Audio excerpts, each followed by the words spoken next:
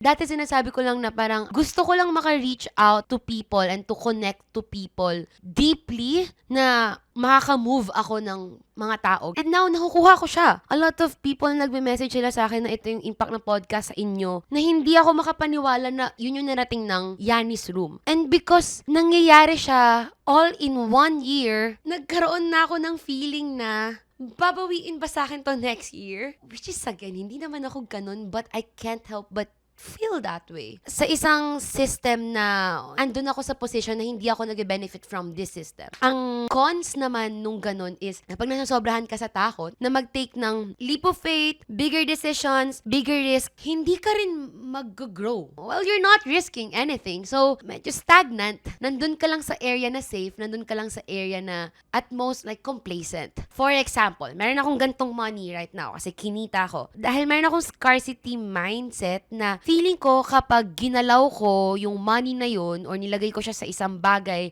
na sobrang high risk at hindi mag-work yun, mawawalan ako ng sobrang big. Hindi biro yung mga opportunities na meron ako right now. So, sobrang natatakot ako na pakawalan sila. Natatakot ako na lumabas out of that comfort zone kasi ayoko silang i-risk to become something big kasi doing so also means na it can also be something mas maging loss lang din siya.